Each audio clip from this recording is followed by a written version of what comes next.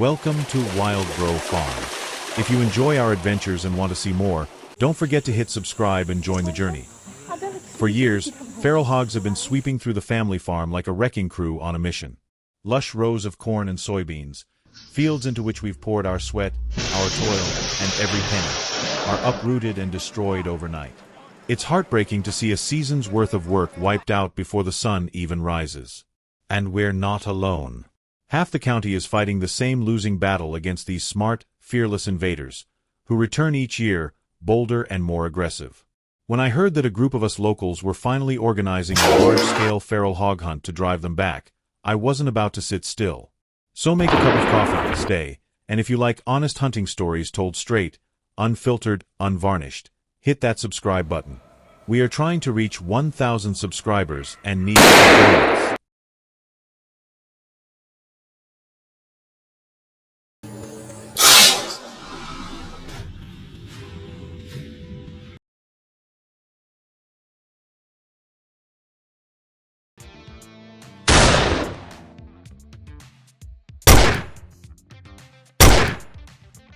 That afternoon, we met at the foot of the hill, rifles cocked, dogs barking, everyone running like crazy on adrenaline.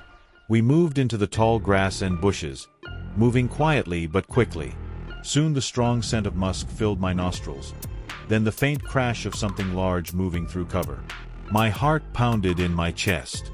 I raised my gun, my finger on the trigger, and there it was. A huge black boar burst out of the green grass, fangs flashing, charging straight at me like a freight train. One shot, half its body, right there, the fight over before it had even begun.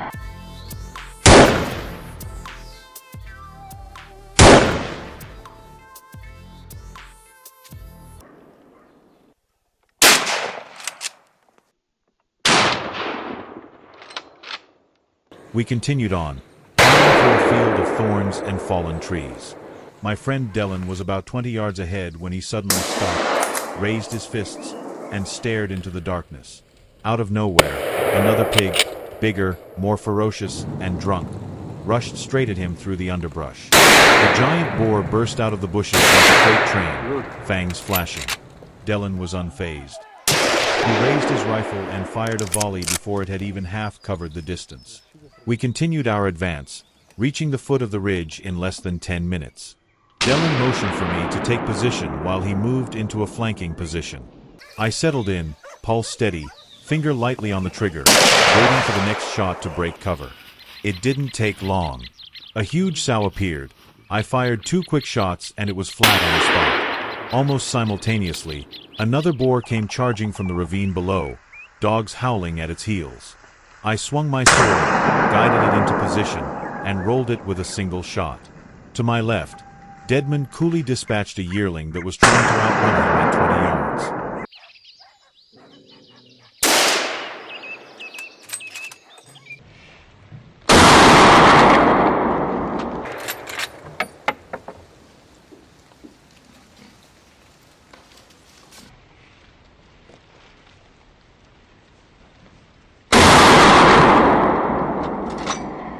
We started down the winding trail, boots crunching on rubble, when the underbrush ahead exploded.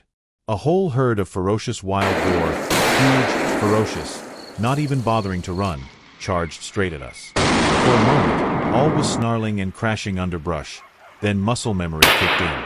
We spread out, picked our targets, and started firing. The shots rang out regularly, each one hitting home. They were big, fast, and there were so many of them, but we didn't give them a chance. When the smoke cleared, the trail was ours again.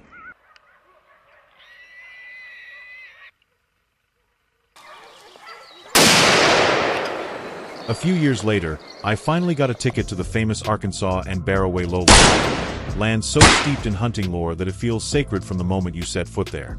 For a long time, insanely strict regulations had nearly stopped wild hog hunting, but the hogs didn't. Herds of wild hogs from Europe became a full-blown plague, destroying crops from the Mississippi Delta to the Texas Delta. Farmers lost their minds, and the state finally opened up. The first morning was quiet, with only a thin gray light filtering through the canopy. The woods were still awake but strangely silent. No birds, no squirrels, nothing. I felt trapped inside, my senses on high alert. Then there was a bang, leaves falling, branches snapping, the rumble of a freight train barreling toward me. I shouldered my rifle, found my shoulder in the scope, and fired. The shot went thunderous, the huge black hog covered in a cloud of dust and oak leaves. My heart was pounding so hard I could barely hear my friend yelling behind me. This was no ordinary hog, it was a true river monster, the kind you wait a lifetime to see. In the Arkansas and Barroway Plains, where few hunt anymore, wild hogs have no fear of humans. They rule the herd. And when one that big decides to chase you instead of the other way around, well, the chase is on, and it's a memorable one.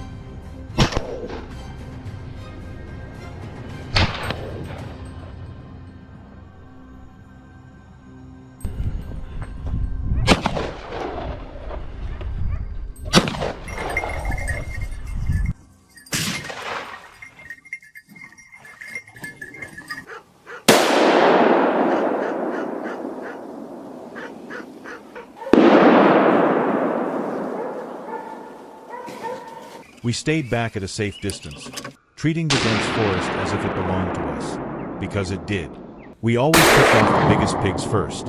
Adult boars and old sows often ran in groups, and releasing the leaders required the rest to scatter. When a large group charged, I would keep my sights on the shoulder of the lead pig and try to break up the charge.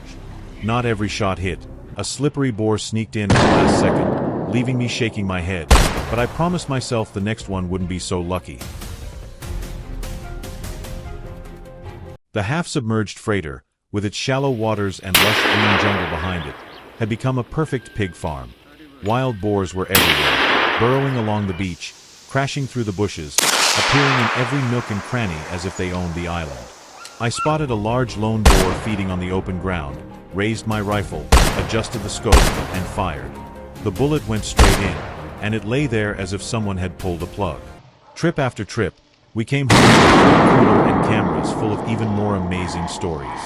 Each hunt was better than the last. Breathtaking chases, relentless attacks, long shots across open fields, pure adrenaline from start to finish. These videos are for educational purposes only. All animals were hunted legally, ethically, and in full compliance with local regulations.